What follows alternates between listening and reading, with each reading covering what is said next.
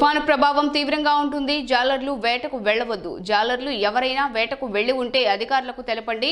తుమ్మలపేట తీరంలో నివర్ తుఫాన్ ప్రభావంతో సముద్రం 20 అడుగుల ముందుకు రావటం జరిగిందని, అందువల్ల సముద్ర తీరంలో ఉన్న జాలర్లు జాగ్రత్తతో ఉండాలని చాటింపు వేయమని తెలిపిన ఆర్డీఓ శ్రీనివాసులు.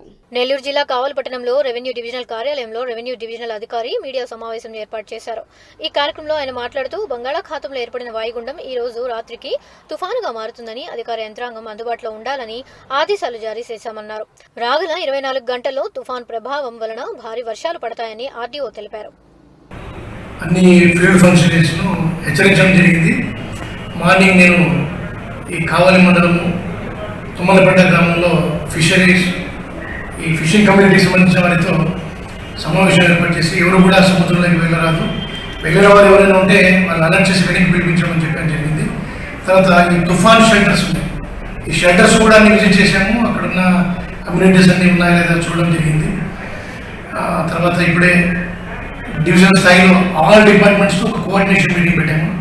ముఖ్యంగా ఇరిగేషన్ వారిని కూడా జాగ్రత్తగా ఉండమని చెప్పడం జరిగింది. ఈ ట్యాంక్స్ ఏవైతే బ్రీచింగ్ అవకాశం ఉందో బలహీనంగా కూడా ఒకసారి ఇన్స్పెక్ట్ చేయమని చెప్పాము. సఫిషియెంట్ శాండ్ క్లియర్ రెడీగా పెట్టుకోమని చెప్పాము.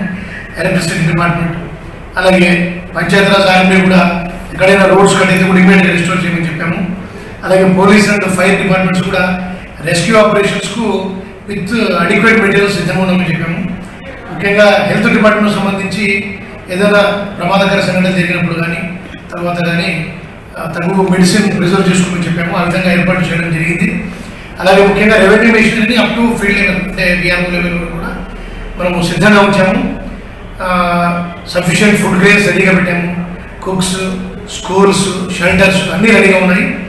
ఎటువంటి విపత్తు సంభవించినా కానీ ఎదుర్కోవడానికి సిద్ధంగా ఉన్నాము. జిల్లా కలెక్టర్ గారు తగు ఆదేశాలు ఇచ్చారు. వారి ఆదేశాల మేరకు జాయింట్ కలెక్టర్ గారి ఇన్స్ట్రక్షన్ మేరకు అన్ని డిపార్ట్మెంట్స్కు ఒక అలర్ట్ మెసేజ్ ఇవ్వడం జరిగింది. ఒక యంత్రాంగం అంతా కూడా టీమ్స్ సిద్ధంగా ఉన్నాయి. అందరం కూడా కోఆర్డినేషన్తో పనిచేసేసి ఈ యొక్క కావలి డివిజన్కు ఈ గ్రామాల్లో ముఖ్యంగా ఈ కోస్టల్లో ఉండే మండలంలో ప్రజలకు పంటలకు కానీ దేనికి కానీ ఇబ్బంది లేకుండా చూడడం అయితే జరుగుతుంది.